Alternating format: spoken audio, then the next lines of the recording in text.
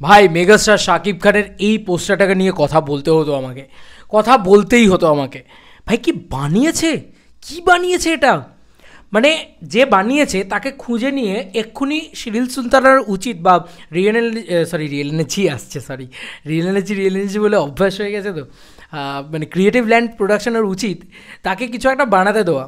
ঠিক আছে, তার কাছে কোনো রকম কোনো অ্যাভেলেবেল ডাটা নেই, কিছু নেই, সে এআইয়ের মাধ্যমে এরম একটা পোস্টার বানিয়েছে বন্ধুরা। এত মানে এআই এআই তো ঠিক আছে, কিন্তু এত কী বলবো, এত রিয়েল। মানে এআই না, তুমি দেখবে একটা জিনিস আছে, এআই এর পোস্টার সবসময় তোমার রিয়েল মনে হয় না, মনে হয় যে এটা দিয়ে এআই দিয়ে বানানো। এত রিয়েল একটা পোস্টার বানিয়েছে, এত সুন্দর হয়েছে সেই পোস্টারটা। এই লুকটাকে কীভাবে মাথা থেকে বার করেছে আই ডোন্ট নো। মেগাস্টারকে লাগছে এই লুকে কিছু। শাকিব খানকে সত্যি বলছি, এরকম লুক যদি দেওয়া হয় প্রিন্সের ভিতরে জমে যাবে, কারণ আমরা ন্যাচারালি ওই বড় চুল বড় এগুলো দেখে ফেলেছি শাকিব খানের ক্ষেত্রে। সামথিং ডিফারেন্ট এখানে যদি দেখি, হাতে কিন্তু শুধু নেই, মানে কি বলে, হাতে কিন্তু শুধু জাস্ট একটা কোপানো বা এরকম কিছু নেই, হাতে দেখো একটা চপ, মানে পুরো খাঁড়া টাইপের জিনিস রয়েছে। এটা দারুণ লাগছে একদম।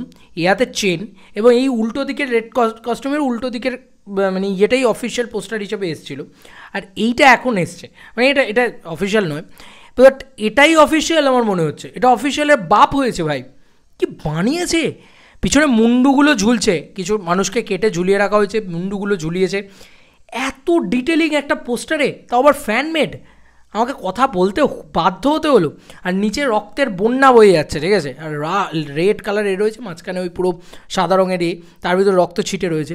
আমার সবথেকে হাইলাইটেড হয়েছে, আমি না এটা দেখেই ভেবেছি এটা অফিসিয়াল পোস্টার ভাই, এটা অফিসিয়াল পোস্টার। কেন বলছি, কারণ এই লুকের যে জেস্টারটা, এই জায়গাটা, এই যে দাড়ি হোক, নাক হোক, চোখ হোক, বা মাথার চুলটা হোক, সেই যে জায়গাগুলো এত সুন্দর করে ক্লিনলি মানে তৈরি করা হয়েছে, ঘ্যামা লাগছে, কানের দুল হোক, ঠিক আছে, এবং ধোঁয়াটাও যেভাবে উঠছে না, খুব রিয়েল হয়ে গেছে ব্যাপারটা দেখতে।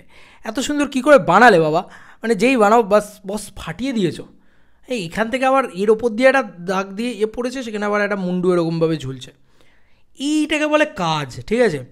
না না, যেই বানিয়েছো বস, ফ্যান্টাস্টিক বানিয়েছো, ফ্যান্টাস্টিক বানিয়েছো। আমি ছিটকে গেছি এই পোস্টারটা দেখে। আর এখানে লেখা হয়েছে, বাংলাদেশ থেকে বিভিন্ন মানুষজন লেখালেখি করছেন, সত্যি বলতে শাকিব খানের সিনেমার ক্ষেত্রে অফিসিয়াল পোস্টারের থেকে ফ্যানমেড পোস্টারগুলো বেশি ভালো হয়। মানে সিরিয়াসলি এটা অবাক করা বিষয়, অফিসিয়াল পোস্টারের থেকেও ভালো হয়েছে। না না, সত্যি যেটা ভালো হয়েছে সেটা ভালো হয়েছে। প্রিন্স নিয়ে এক্সাইটমেন্ট আমাদের প্রত্যেকের ভেতরে রয়েছে, কিন্তু এইসব পোস্টার এলে না আলাদাই খুশি হয়ে যায়। আমার মনে হয় যে এই পোস্টারটাকে একটা কোনোভাবে যদি ক্রিয়েটিভ ল্যান্ড ট্রিবিউট দেয় তাহলে সব থেকে ভালো হয়, বা যে বানিয়েছে তাকে যদি খুঁজে বার করে তাকে যদি কোনো একটা পোস্টার বানাতে দেয়, তাহলে আমার মনে হয় যে সে নেক্সট লেভেলে একটা কিছু বানিয়ে দিতে পারে। কেজিএফে এইরকম করা হয়েছিল, আমার মনে আছে। কেজিএফের যে মানে ফ্যানমেড একটা এরকম ভিডিও বানিয়েছিল, তাকে কেজিএফ 2-তে এডিট করতে দেওয়া হয়েছিল, আর সে ফাটিয়ে দিয়েছিল জাস্ট। এটা নিয়ে কোনো কথাই হবে না, তারা নতুন ভয়েস উঠে আসে না সবসময়, সব সেই জায়গাটা তৈরি হয়। তো সিরিয়াসলি মানে এরকম ট্যালেন্ট, সত্যি বলছি বস, ফাটিয়ে লাগছে।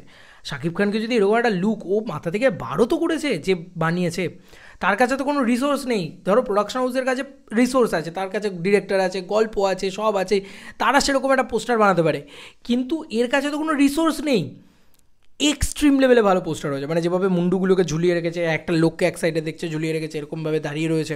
মেগাস্টারের যে লুক, তার যে মানে মুখের যে টেক্সচার, এগুলো এআই দিয়ে এত যত্ন করে, এত নিপুণ করে বানানো যায়, এটা বোধহয় এই পোস্টারটা না দেখলে আমি হয়তো বুঝতে পারতাম না, বা আমি জানতেও পারতাম না। তো আমার না এপিক লেগেছে।